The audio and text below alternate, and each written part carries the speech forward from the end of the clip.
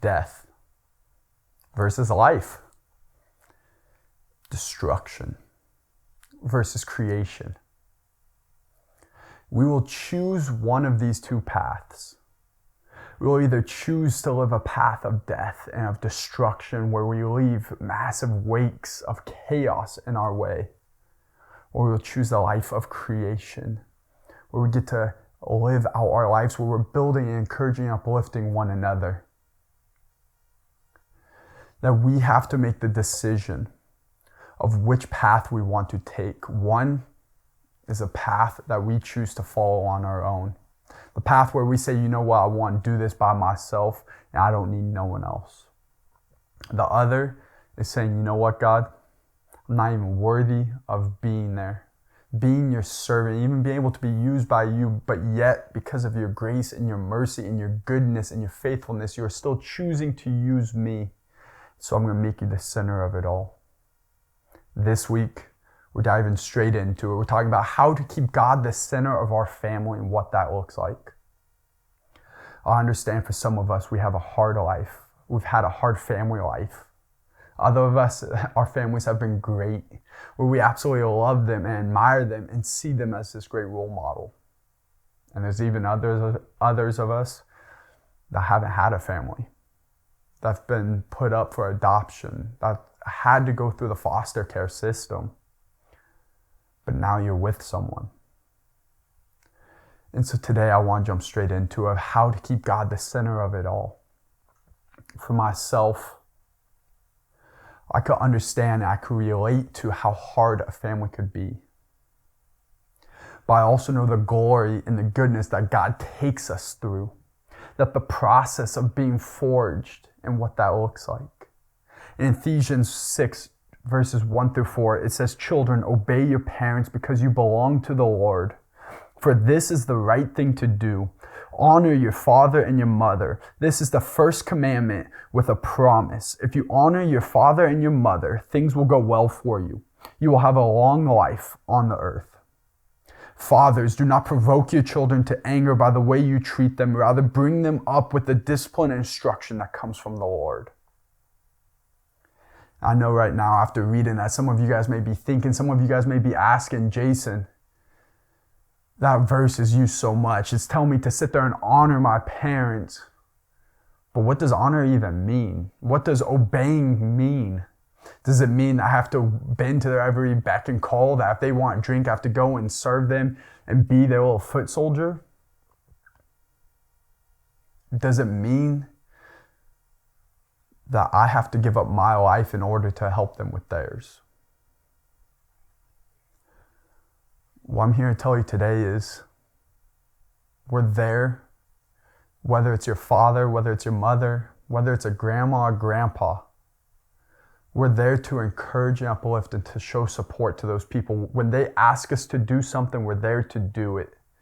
Showing them that we respect them, whether we think they deserve it or not. That's not what we're here to talk about. What we want to talk about is ourselves. We cannot control how other people act, what they say or what they think. What we can control is ourselves. So we have to make the decision of what we want to do. If we're out here calling ourselves believers and Christians, but yet choosing to not follow what the scriptures clearly say because we think it's either too hard or because we don't think that that person deserves it, then are we truly being Christians? Are we truly walking out our fullest potential to what God is calling us to? Or are we saying one thing and living out the other? That when times get tough, when times are rough and we think that there's no way out, where do we turn to? Who do we turn to? And so within this, I'll just keep it real simple. I don't want to drag it on. I think there's times for some of us where you guys are sitting there asking that question, where you guys may already have tuned out and be like, you know what, Jason, you started this message off weird. I don't understand this. I don't have the best home life. I just want to be done with this. Why are you still talking?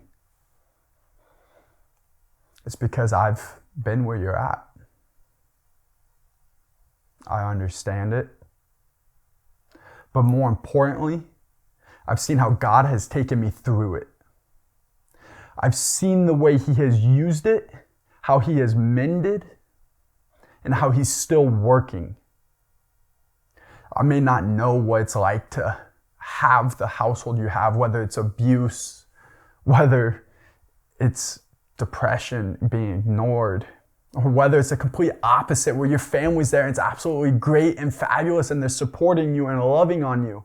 I may not know what you guys are going through, but I know God's faithfulness in my life and how He's taken me through it. And so when we're sitting here talking about, well, how are we supposed to keep God the center? Jason, you've rambled. Jason, you gave some tangents. Well, yes, I have. Thank you guys for sticking with me throughout them. But I've said those tangents for a purpose, for a reason. Because even when we don't think we need to do that or obey them because we've been mistreated or we've been wronged, we have to decide of what life we choose to live. We're either going to choose to live a life honoring to God, which means honoring our parents and doing what they ask us to do no matter if we want to or not, as long as it does not go against God's word.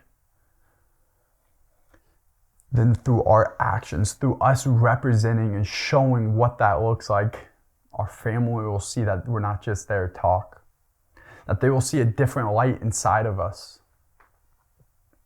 that they will have a plan and a purpose, hopefully. So what I want to leave you guys is this. With this last challenge, it's a little bit of a shorter message, and I understand that. But what I want you guys to do is think.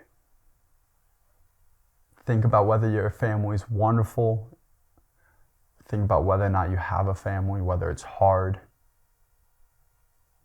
I want you guys to think about how you've treated your parents, whether they've been good or bad. If they've been good and you're back, you know what, dude, I've had the easiest parents ever. It's easy to understand them and respect them and be there. That's great. I'm so happy for you, truly and honestly. But what I want you to look at is in those hard times when, whether it's you and your parents get into a fight, even though everything typically goes well, all of a sudden you don't want to obey them. And you're like, you know what, just for today, I'll just go around their back. Hey, they won't know if I go out to this party. It don't matter. They don't want me to go out driving late at night because they're just trying to hold me down. They're stopping me from being me, when in reality, it is that they care for you.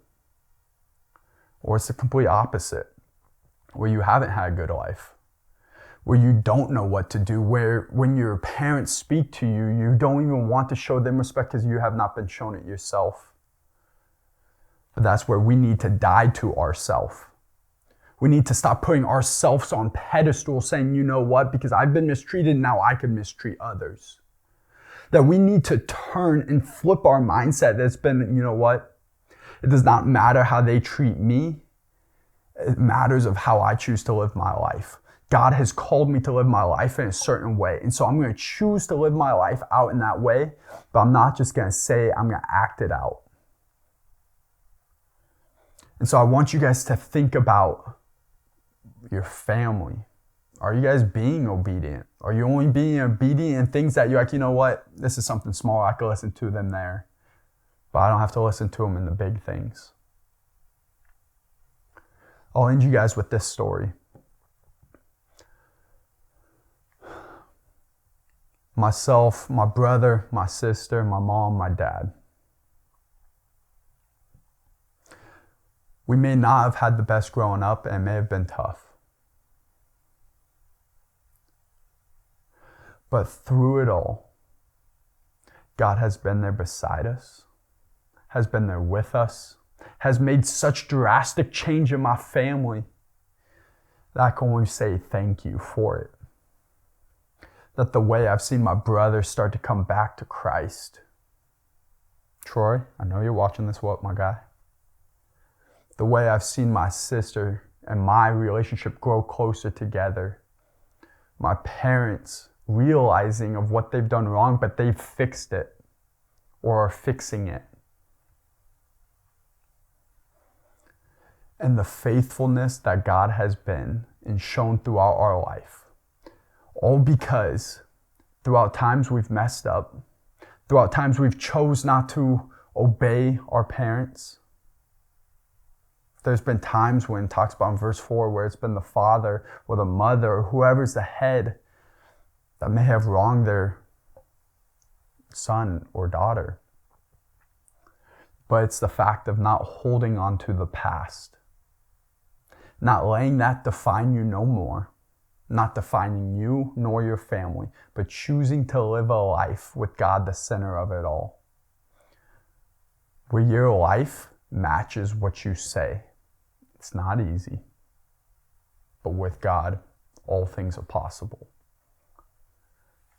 So, thank you guys for listening. Hopefully you guys have had a great time hanging out. Freshmen and sophomores, hopefully you've enjoyed Irma's house. Juniors and seniors, hopefully you've enjoyed the B. Avenue's house.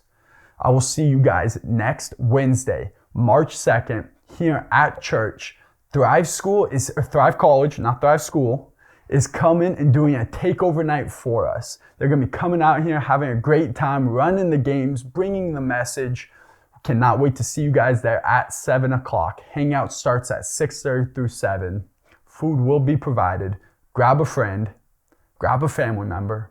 We'll see you guys then. Have a great day.